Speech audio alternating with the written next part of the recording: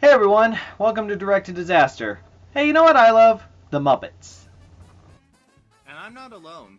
We know them mostly for their hit Muppets show and several movies that have become cultural icons, but they've been around for more than 50 years in different formats, different characters, and different ways of entertaining.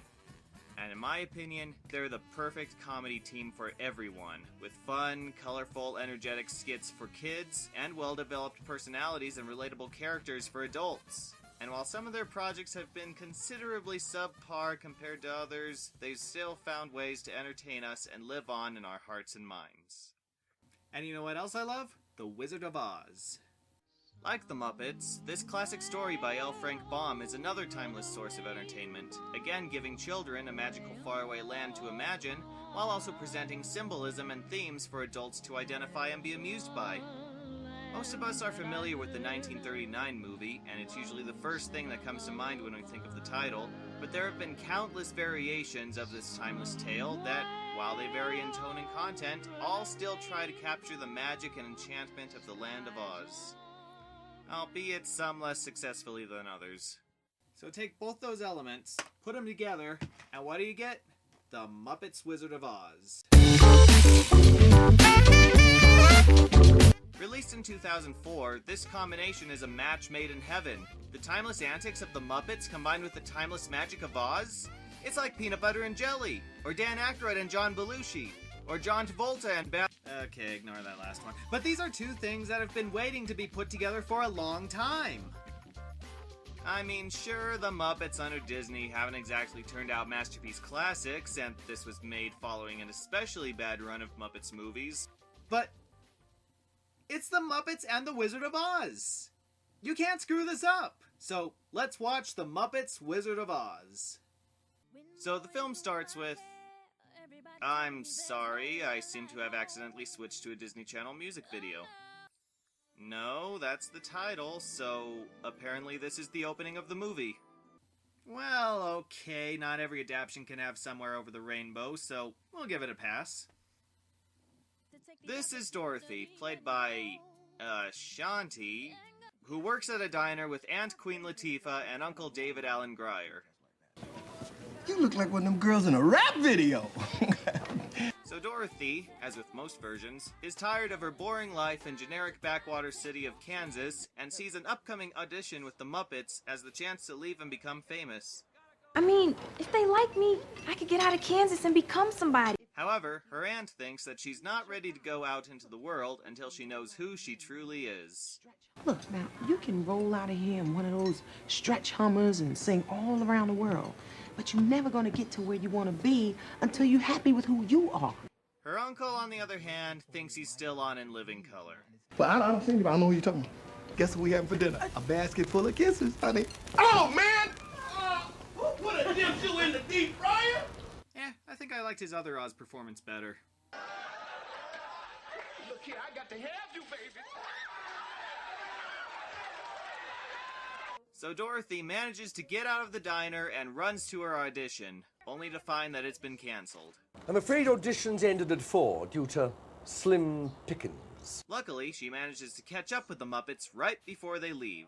Thought it'd be so hard to find an all-American girl with talent. Yeah! How do the producers of Girls Gone Wild do it? What? How do the producers of Girls Gone Wild do it? What?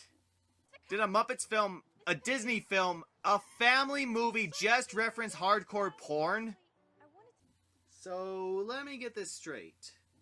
Their opening scene is a Disney Channel-style music video. Dorothy is played by a pop star. Aunt Em and Uncle Henry are played by comedians nobody in the movie's demographic would recognize, and they just referenced probably the most child-unfriendly franchise they could. We're watching a pandering film. They don't care to make something both kids and adults would enjoy, so they're just throwing whatever's popular at the audience, hoping that adults can stomach the kids' content and the adult jokes will just fly over the kids' heads. No balance, no compromise, just toss and move on. And the worst part about this? We're only 5 minutes in and it's just gonna get stupider. So Dorothy hands them an audition disc she made and they drive off, leaving her hopes and dreams shattered.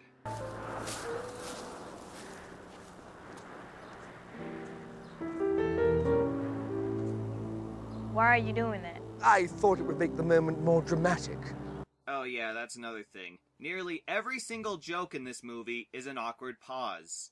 And no, I'm not exaggerating. 90% of all the jokes in this movie are just pauses. Like they're saying, hey, we don't have a joke, so let's let the audience laugh at the fact that we don't have a joke. It's like me saying, alright, I got tickets to Lucy. It starts tonight and... Tickets aren't for tonight. Sorry. Oh.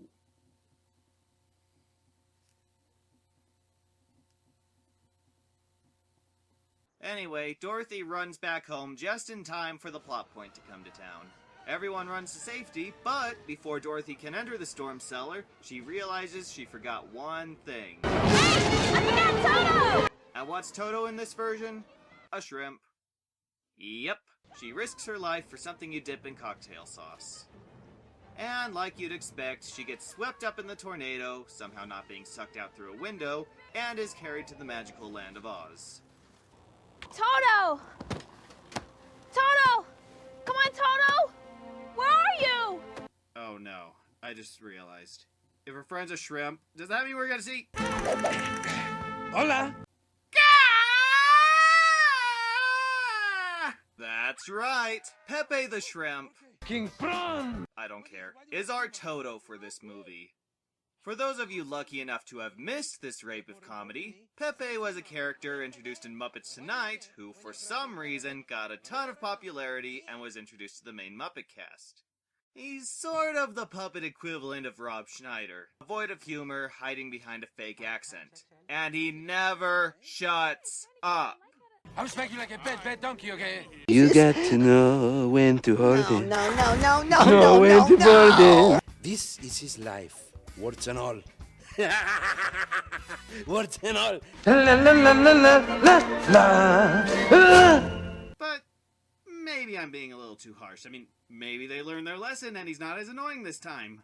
But more importantly, I'm negro, okay? Hey, rats! I just want you to know that I have never met this giant girl before in my entire life. Come on, Dorothy. You're not getting any younger, okay?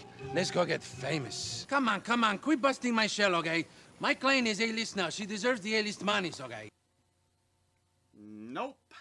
He's much worse. So Dorothy and Toto, you know what? I'm not calling them that anymore. They have done nothing to earn those roles. I'm just gonna call them by their real names. So Ashanti and Pepe venture out into the Gumdrop Mountains, where they meet the Munchkins, who are rats in this version, and Glenda, played by Miss Piggy. And yes, I'll say it before anyone does, she's voiced by current performer Eric Jacobson and not Frank Oz.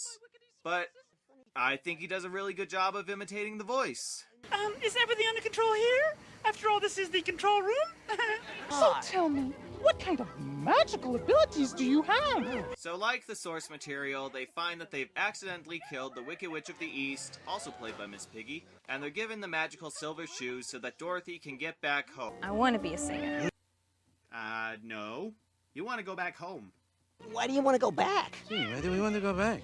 Well, because A&M and... well... Yeah, if you haven't noticed already, Dorothy's a bit of a brat in this. All throughout the movie, she's constantly whining, constantly complaining, and constantly getting into trouble because she has to follow on her bad ideas. She has no desire to return home, she just wants to become rich and famous. Well, all I know is I hate living here and I don't want to end up like you.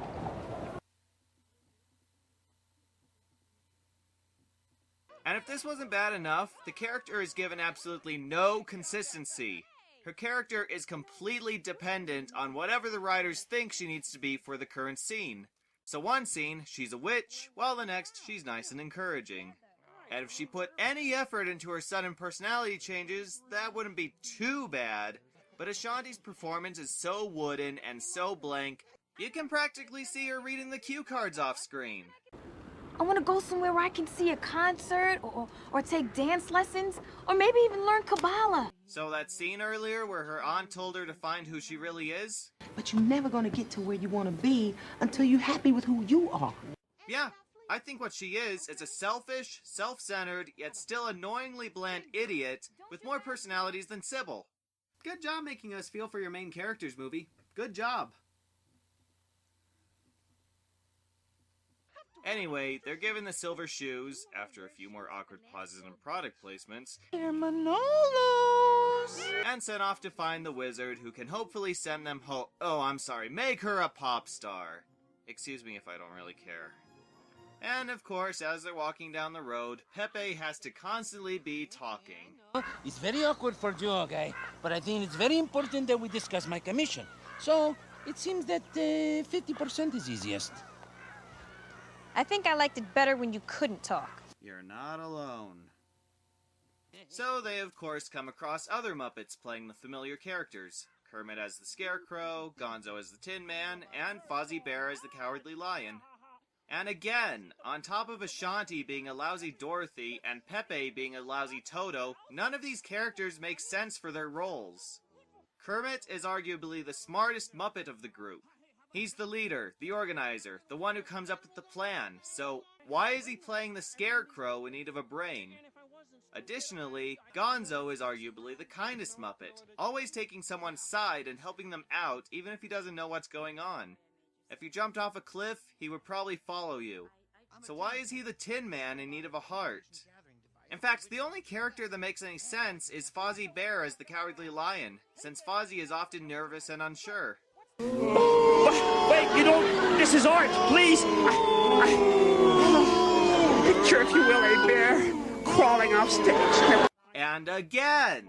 If they just wrote the Muppets with different character traits to show the difference between their real personalities and the characters they're acting as, that would be interesting. But that would be giving the movie way too much work to do.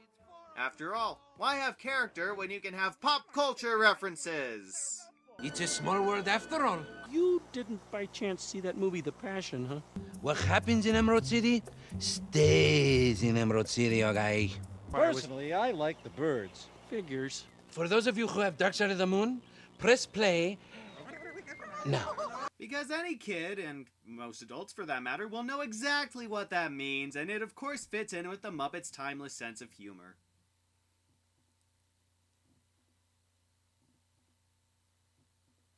So they make it to the Emerald City, where the doorman, played by Scooter, lets them see the wizard. But apparently, they need to look presentable for their grand meeting, so Ashanti steps into Bunsen and Beaker's magical makeover machine and... This is cool, I could work with this. Look, you've been reborn. Correction, you've been Osborn. Good one. But I think we all thought you were going for the more of the hot and sexy Ashanti thing. Yeah, Ashanti. Yeah. Mm-hmm. Fine, I'll get back in your stupid machine.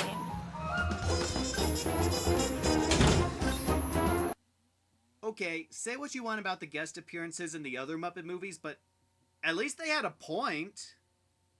In other movies, they at least gave a character a role to play, whether it was something beneficial to the plot or just a subtle wink to the audience. So, what was the point of Kelly Osbourne there? Kelly Osbourne in the Muppets.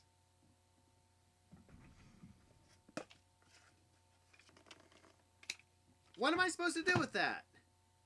So with Ashanti dressed as a high school substitute teacher, they then go in one by one to meet the wizard.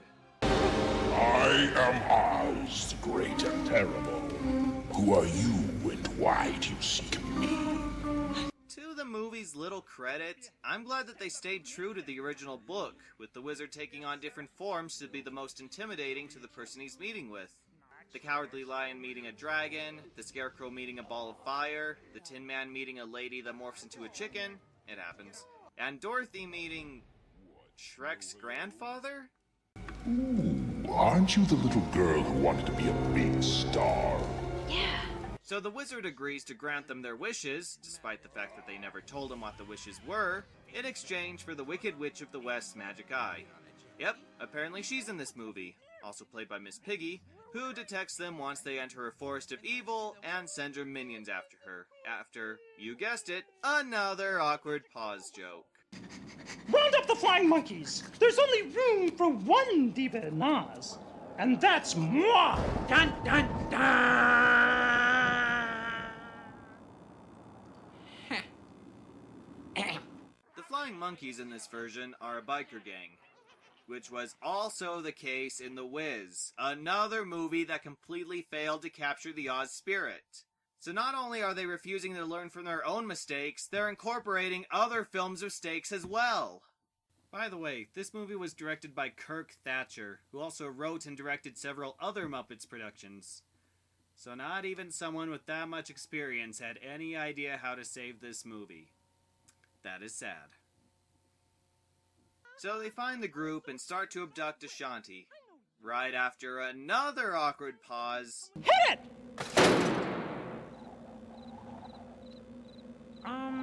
You're late! You know, like, not everyone has groovy flying motorbikes, okay? Yeah, not my problem. Followed by a disco music number. Look out! The witch is in the house. She's hot. The witch is in the house. This is my scene. This is my set. I may be gorgeous, but I'm bad as they get. It's going viral. Burn that mama down, y'all. And just when you think this can't get any more kid unfriendly.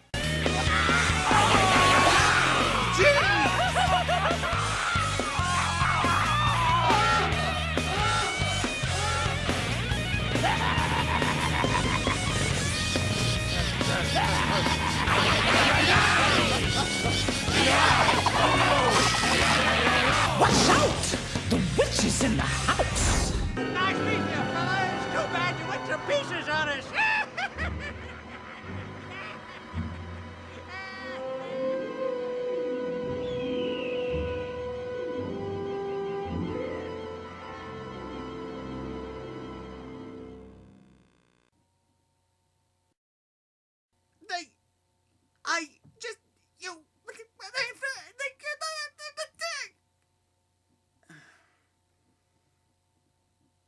I need a minute.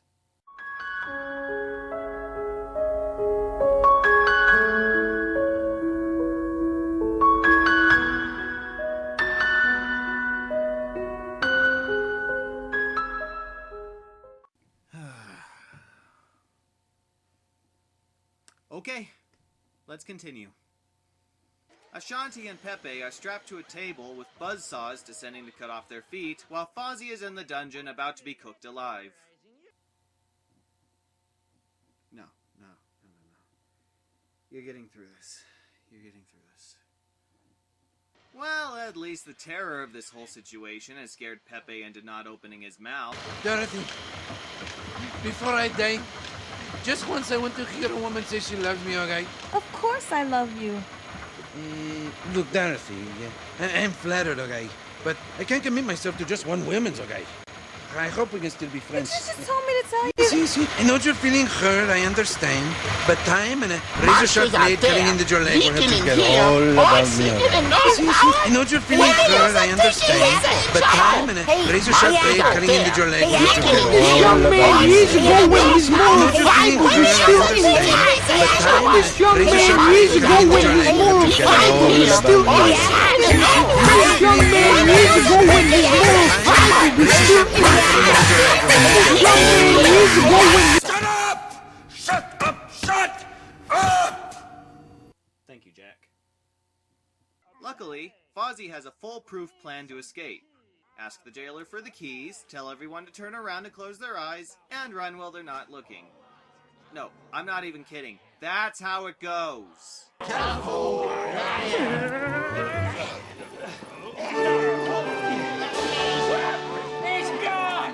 And this is why you don't hire minions from Craigslist.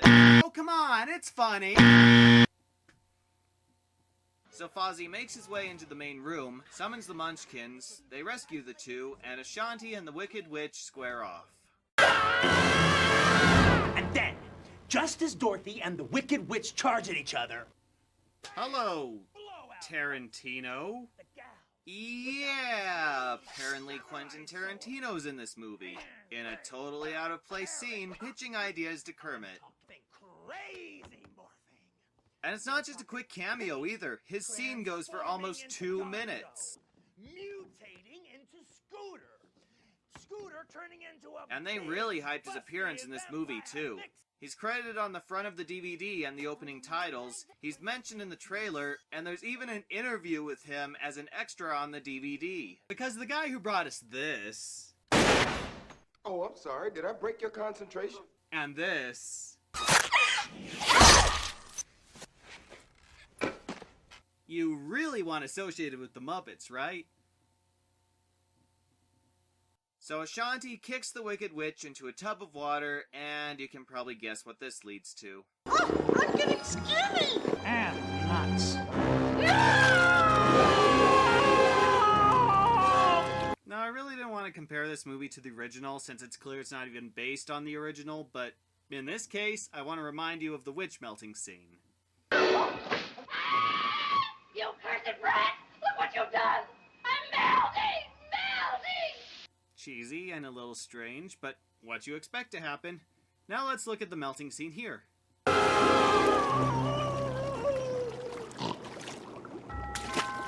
Fabulous! That's incredible! What a performance! Jeez, movie! What is your problem? Did a Muppet kill your family or something? Why are you so obsessed with tearing the Muppets we know and love to shreds?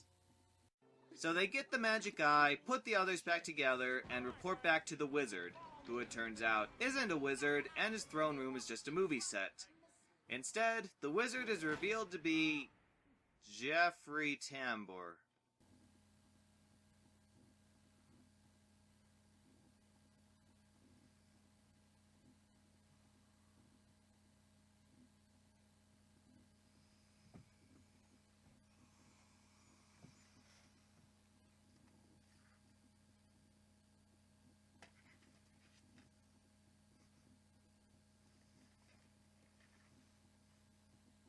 You know, I wasn't kidding when I said I loved the Muppets. I love the Muppets. I grew up on them. I remember watching the Muppet movie when I was like 4. The Muppets Take Manhattan is one of my favorite movies of all time. I've seen all their shows. I've seen the Muppets Show, I've seen the Jim Henson Hour, I've seen Muppets Tonight. They're all funny. They all have something to offer. And you know why I love them as much now as I did then? Because they're clever. They know how to appeal to both young and old. They can give little kids some slapsticky experience, and they can give adults some really complex characters that they can relate to. And they're felt. They're just little puppets. But they're not little puppets. They've actually created relatable characters. Characters that you want to believe are real. Characters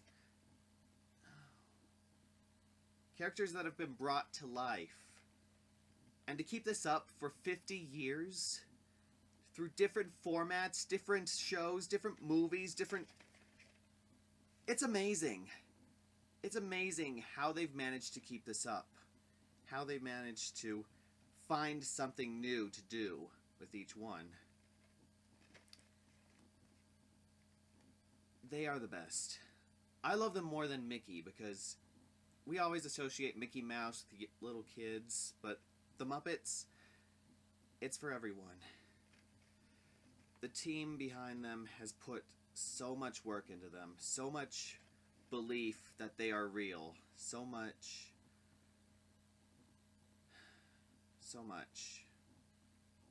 They have entertained us since we were young, and they will continue to entertain us while we're old.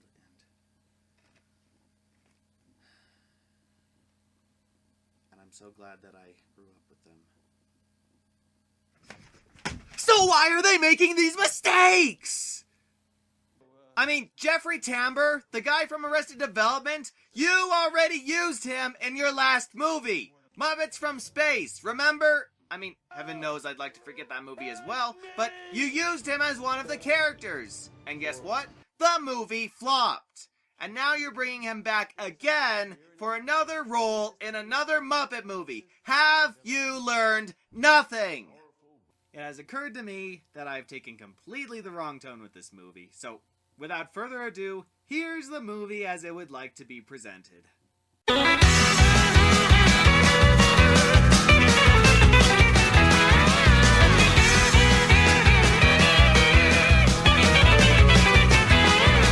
Okay, I'm just gonna start wrapping this up because I don't know how much more I can take. The Wizard puts on his best Christopher Walken wig and uses his influence to stage a TV special where he gives the characters what they want. The Scarecrow gets Bran for brains, the Tin Man gets a sugar candy for a heart, the Cowardly Lion gets the golden microphone of bravery, and Ashanti finally gets her chance to be a pop star. So after all her whining and complaining about not being anyone and wanting to be famous, now that somebody has gone to great lengths to grant her wish, maybe now she will be truly happy. Stop the music! I'm sorry, but this whole thing is a lie. You really want to grant my wish, Wizard? Send me home. To Kansas. To my family. Or maybe she decides that she's learned something, even though nothing ever influences her, and that she wants to go home, which she really should have thought of at the beginning of the movie. So she goes back to Munchkinland and meets with the Good Witch of the South, guess who tells her to tap her shoes and that'll send her back. We'll just ignore the often asked question where nobody told her this in the first place, and just skip to where she walks back into the diner, everyone's glad she's alive, and she learns to appreciate what she has. Or, Kermit walks in the door and says she's hired, the aunt and the uncle say that they were the ones who were wrong, and Ashanti goes off to fame and fortune. So remember kids, if you're unhappy with your life, just whine and insult people until you get what you want. A happy ending is where you landed. It's a good life. Oh no you don't. You don't deserve a happy ending.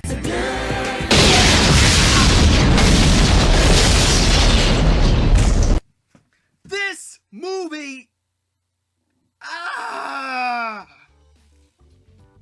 This is not only the worst Muppet movie I've ever seen, this is one of the worst movies I've ever seen, period. It is amazing how unfunny it is. Ashanti can't act, most of the characters do nothing, Pepe is beyond annoying, the sets look like the stage of a school play, and the jokes and pop culture references are so bad and have so little to do with the movie, I feel like I'm watching a Seltzerberg parody. And above all, it fails to capture the spirit and charm of both The Wizard of Oz and the Muppets. I feel unclean, and no amount of bleach or the Rainbow Connection will get the stains this movie has given me out. So thanks for watching, and see you on the next episode of Direct to Disaster. Jeez, I need a Muppet Show marathon.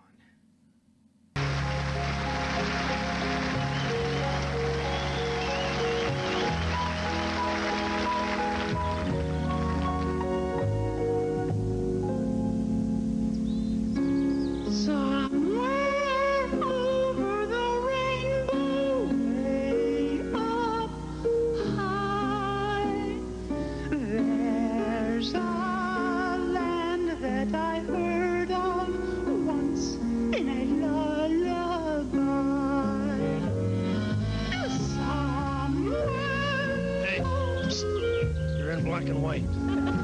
I'm supposed to be in black and white. The color comes in a minute. Oh. Don't adjust your sets, folks. Get away! It's all right, Foo-Foo. Someday I'll wish upon a star and wake up where the clouds are far behind me. Where troubles melt like lemon drops away above the chimney tops. That's where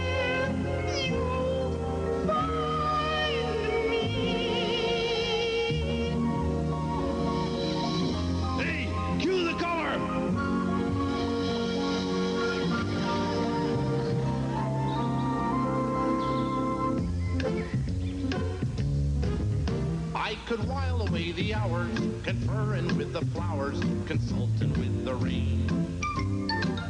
And my head I'd be scratching while my thoughts were busy hatching if I only had a brain. When a man's an empty kettle, he should be on his mettle, and yet I'm torn apart. Just because I'm presuming that I could be kind of human if I only had a heart. Picture me in the hall below, a voice sings low. That's your cell phone? Yeah. Interesting. Hey, what do these do? Nothing. They're my nipples.